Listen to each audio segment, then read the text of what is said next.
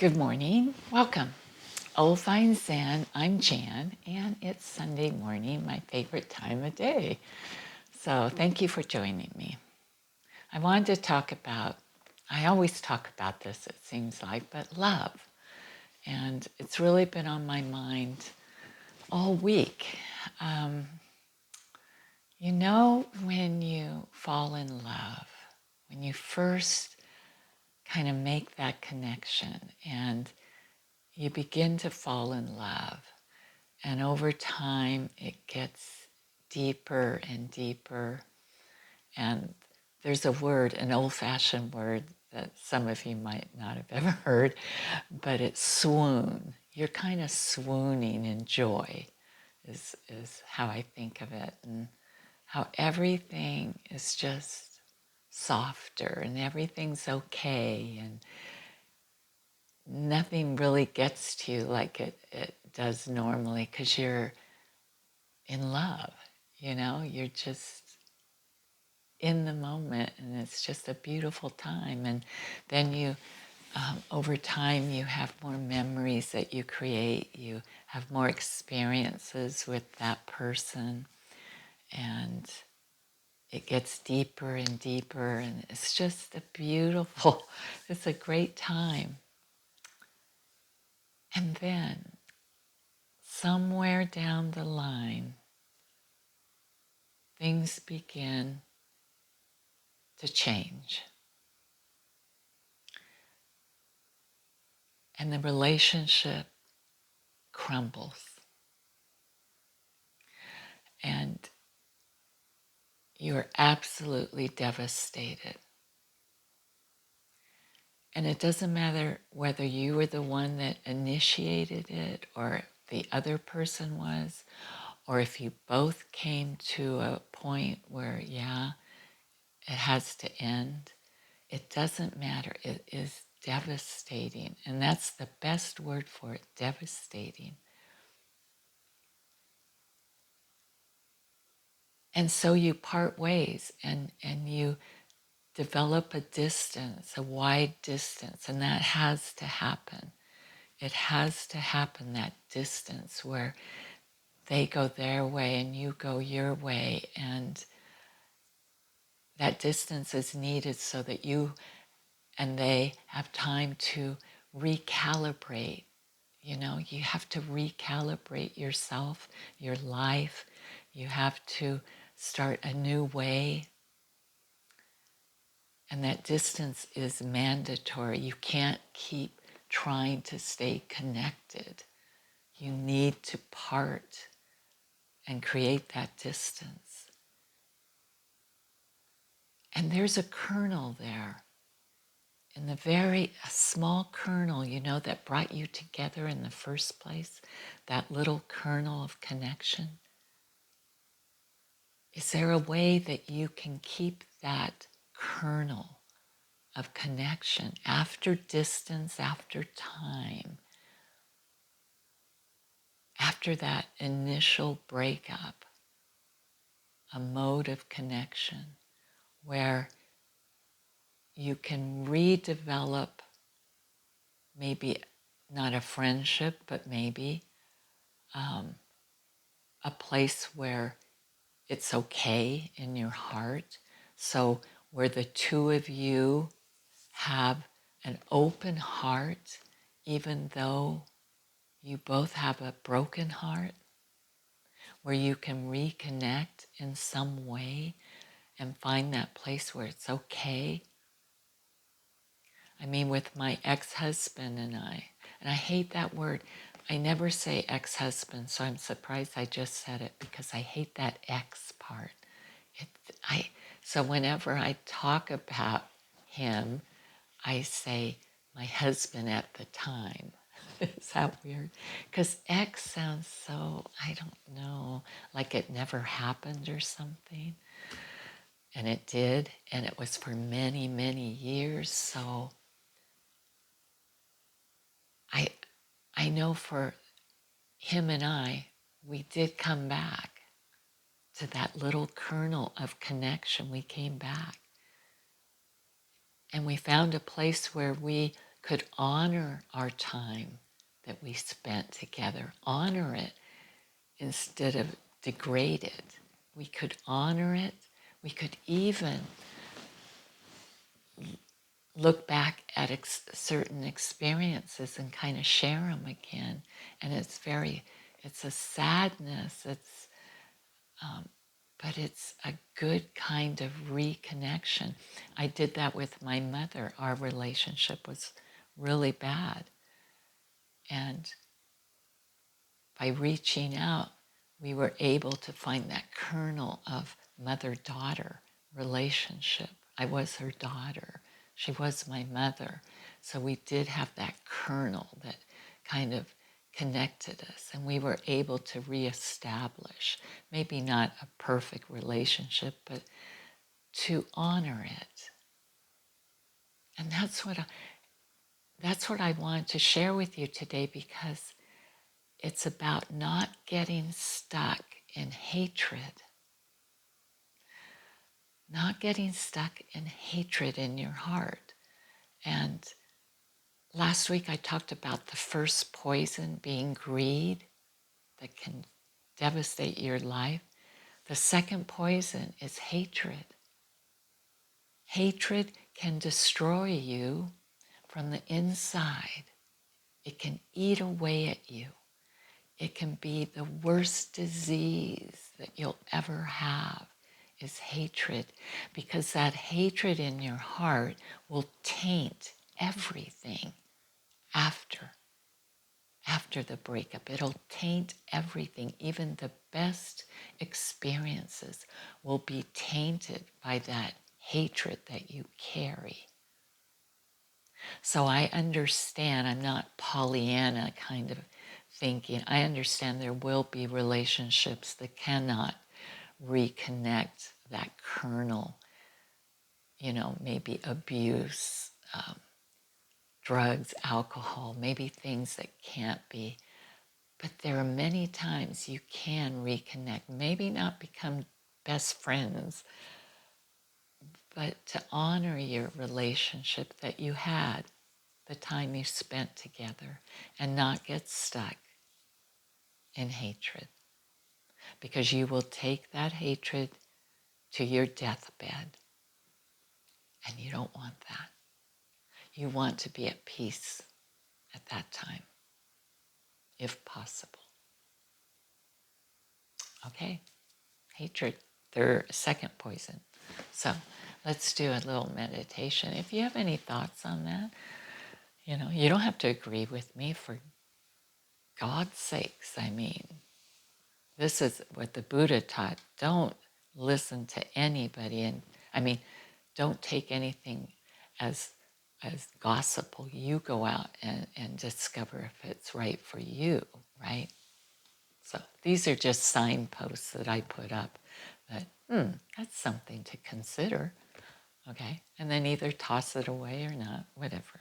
Okay, so get comfortable. I believe in meditation wholeheartedly. It's a time to let things settle in, okay? So you can close your eyes. You can gaze downwards like I do. Do what's comfortable for you. Okay. So let's begin to settle in. When distance becomes love. So I welcome you, my dear friends, I welcome you. Today I'd like to speak about endings. That not every ending is a failure, and not every goodbye is a rejection. Allow your shoulders to soften, your belly to relax, your hands and your feet in a comfortable position.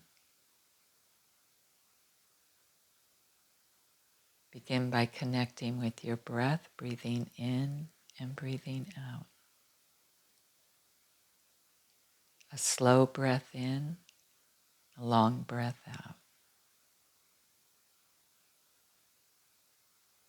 Notice if your jaw or your facial muscles are tight.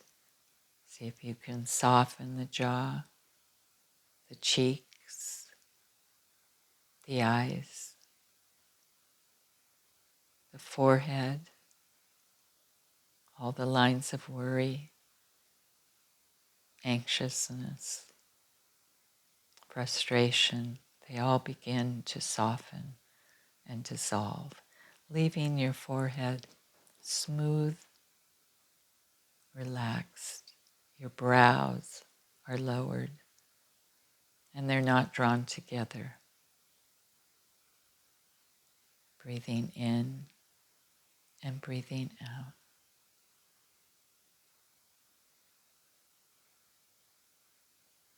The Buddha taught that much of our suffering comes from clinging.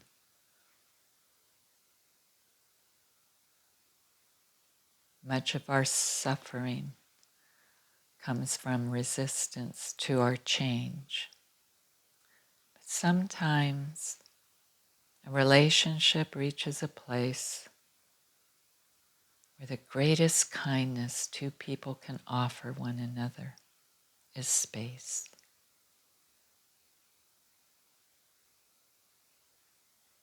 The relationship we once knew may no longer exist in the form that we desire.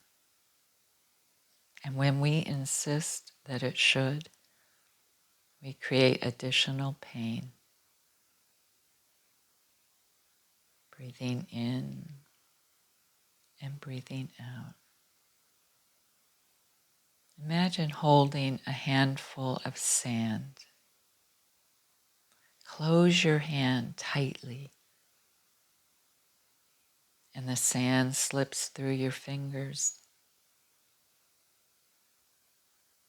Open your hand gently, and some of it remains. And love can be like this. There are times when holding on too tightly pushes people further away. Distance is not always abandonment. Sometimes distance is respect. Sometimes distance is healing. Sometimes distance allows two wounded hearts to stop pressing against one another's injuries.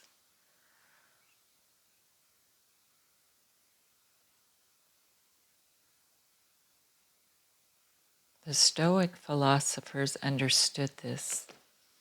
They taught that we cannot control another person's choices or their feelings or their path. We can only govern our own responses. This is wisdom. It's learning to love without trying to possess.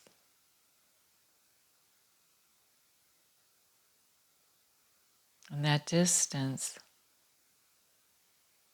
offers us some solitude to protect ourselves. It's an opportunity for each person to return home to themselves, to grieve, to reflect, to rediscover who they are apart from that relationship.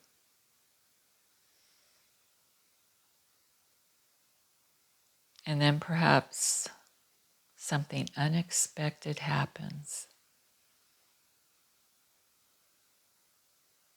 The attachment softens, the resentment dissolves, and the urgency fades.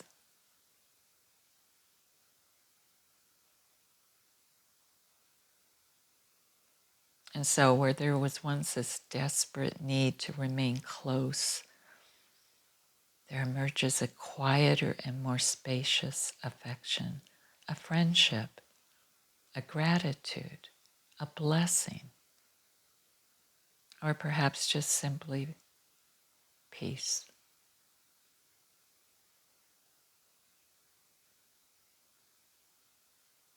Breathing in, breathing out. No one belongs to us. They never belong to us.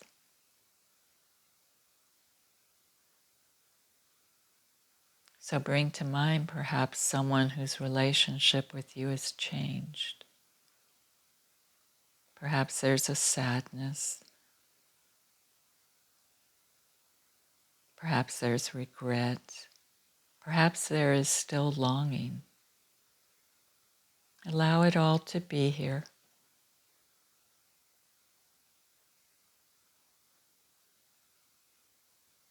But offer these words silently to yourself. May you be peaceful.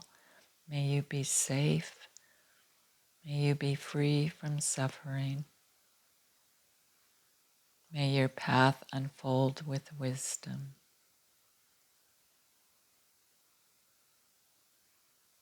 And may I find peace with the changing nature of love.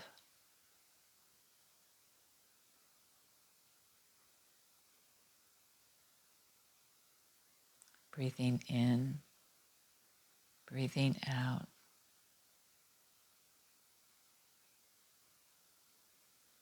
I offer you a small poem, The Space Between Us. There was a time when we stood so close that we could not see one another clearly.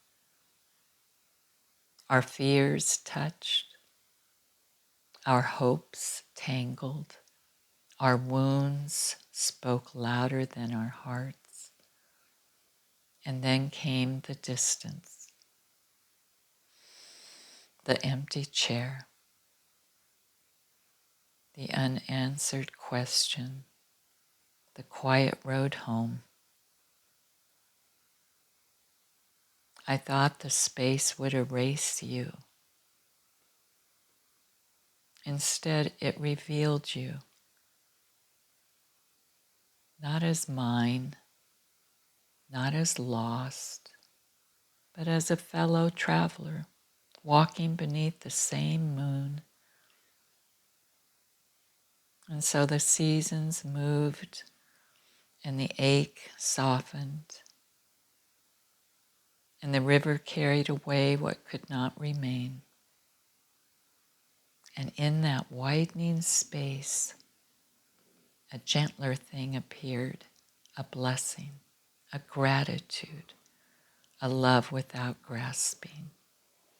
So now when I think of you, I do not reach, I simply bow and thank the path that brought us together and the wisdom that taught us when to walk apart.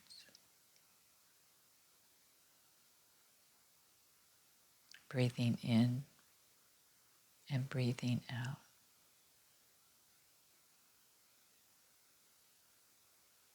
So may we remember in closing that the heart is vast enough to hold both grief and gratitude, both a farewell and an affection, both letting go and love. Peace in all directions, peace within the heart, peace within all hearts. May all beings be at peace.